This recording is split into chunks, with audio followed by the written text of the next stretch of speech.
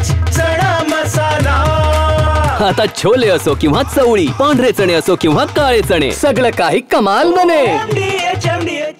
कोल्हापूर शहराच्या प्रस्तावित हद्दवाढीबाबत काल जिल्ह्यातील नेते आणि मुख्यमंत्री देवेंद्र फडणवीस यांची एक महत्त्वाची बैठक मुंबईमध्ये पार पडली आणि या सगळ्या बैठकीनंतर कोल्हापूर शहरालगत असलेल्या 8 गावांची हद्दवाढ करता येईल का या संदर्भात सूचना त्यांनी दिलेल्या आहेत किंवा त्या संदर्भातली माहिती घेण्याचं काम सुरू करण्याच्या सूचना मुख्यमंत्र्यांनी नगरविकास विभागाला दिलेल्या आहेत। आणि या सगळ्या घडामोडीनंतर माझ्यासोबत या सगळ्या उचगाव गावचे ग्रामस्थ आहेत ज्यांचा या सगळ्या प्रस्तावित हद्दवाढीमध्ये समावेश असणार आहे आणि त्यांचा सध्याच्या स्थितीला या सगळ्या हद्दवाढीला विरोध आहे। काय सांगाल, काल महत्त्वाची बैठक झाली, हद्दवाढीच्या दृष्टीनं काही पावलं पुढे पडताना दिसत आहेत? या ठिकाणी कोल्हापूर महानगरपालिका हद्दवाढ विरोधी कृती समितीच्या वतीनं काल 20 गावामध्ये बंद केला। 100% बंद हा यशस्वी झाला। तरी काल मुख्यमंत्री साहेब, उपमुख्यमंत्री, खासदार, आमदारांची जी बैठक झाली, नेमकं ज्या आमदारांच्या गावं समाविष्ट होणार आहेत, एक म्हणजे त्यांना निमंत्रण नाही, म्हणजे मुळात ही बैठकच अनधिकृत आहे।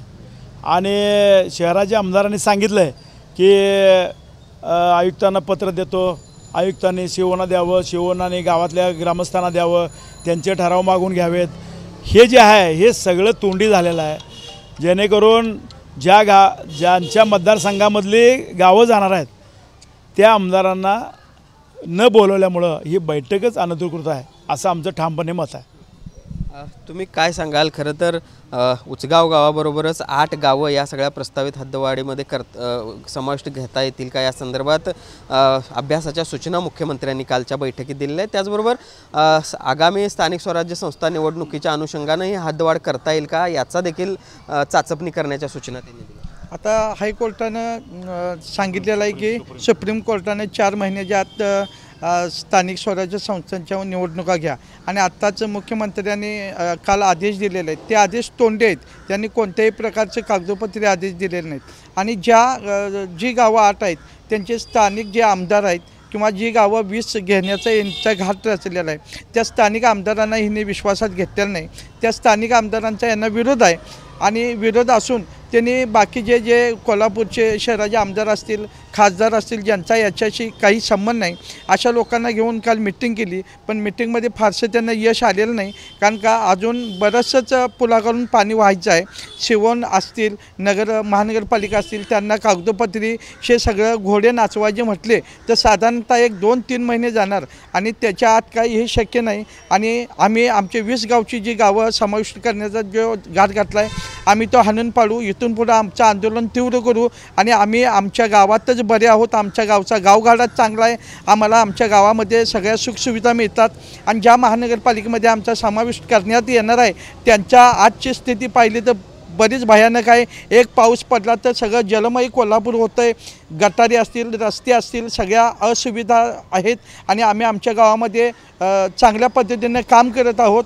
आणि महात्मा गांधीजींनी सांगितले चला खेड्याकडे, पण आमची खेडीच हे उद्ध्वस्त करायल्यात, तर आमचा ह्याला तीव्र विरोध असेल आणि इथून पुढं जे काही लढाई आम्ही लढू ती आरपारची असेल असं मी आश्वासन देतो। खरं तर पहिल्यांदा 18 गावं 3 MIDCs असं धरून ही हद्दवाढ प्रस्तावित होती, त्यानंतर हा सगळा विरोध लक्षात घेता काही गावं आणि MIDCs त्यातून वगळण्यात आल्या आणि आता शहराची हद्द जिथंपर्यंत गेलेली नाही, हद्दीला जी लागून गावं आहेत ती 8 गावं टार्गेट दिसत आहेत राज्य सरकारची किंवा हद्दवाढीच्या संदर्भात। आता जर बघितलं प्रसारमाध्यमातून ज्या आज बातम्या आलेल्या आहेत त्याच्यामध्ये 6 गावं आणि 2 गावातली मूळ गावठाणं असा त्यांचा प्रस्ताव करण्यासाठी सूचना केलेल्या आहेत असं आज आम्हाला समजते। पण ही 8 गावं मुळात म्हणजे घेऊन त्यांच्या जे काही निकष आहेत ती काही पूर्तता होणार पण नाही आणि आमची गावं ही जर हद्दवाढीमध्ये घ्यायचा त्यांनी घाट जर घातला तर आता जसं सांगितलं बाकीच्या ग्रामस्थांनी की प्रचंड मोठ्या पद्धतीने ही आंदोलनं होतील आणि कोणतेही गाव आम्ही या हद्दवाढीमध्ये जाऊन देणार नाही। येणाऱ्या काळामध्ये महापालिकेच्या निवडणुकीवरती बहिष्कार असेल, जिल्हा परिषदेच्या निवडणुकीवरती बहिष्कार असेल, आम्ही सर्व 20च्या 20 गावं एकत्र आहोत असं काय नाही, त्यांनी समजू नये की बाबा आमच्यात फूट पाडून 6 गावं घेऊन आणि बाकीची गावं नंतरच्या टप्प्यामध्ये घेता येईल असं कोणत्याही पद्धतीचं त्यांना कुठलेही कृत्य आम्ही करून देणार नाही. आणि मोठ्या पद्धतीने लढा उभा करून हे सगळ्या गोष्टी ह्या सरकारच्या किंवा इथल्या स्थानिक जे शहराचे आमदार आहेत त्यांचा जो मनसूबा आहे तो आम्ही उद्ध्वस्त केल्याशिवाय राहणार नाही. पहिला आपण कालच्या बैठकीनंतर मुख्यमंत्र्यांनी नगरविकास विभागाला हद्दवाढ करण्यासंदर्भात काही पावलं पुढे टाकण्याच्या सूचना जरी दिल्या असल्या तरी अजूनही या हद्दवाढीला या सगळ्या शहरालगत असलेल्या गावांचा विरोधच आहे तो आपल्याला पाहायला मिळतोय. आणि शेवटपर्यंत आम्ही हा ठाम विरोध करू आणि येत्या काळात या सगळ्या आंदोलनाची तीव्रता देखील वाढवू अशाच पद्धतीचा इशारा एका निमित्तानं किंवा या निमित्ताने या सगळ्या ग्रामस्थांनी दिल्याचं पाहायला मिळत आहे. जर्नलिस्ट सुनील काटकरचं, भूषण पाटील, TV9 मराठी, कोल्हापूर. वाह, काय आता मिळाली का चव? होय तर आता मिळाली खरी चव. MDH चंकी चाट मसाला, जीवनाला खऱ्या चवीचे रंग. असली मसाले साथ सच MDH.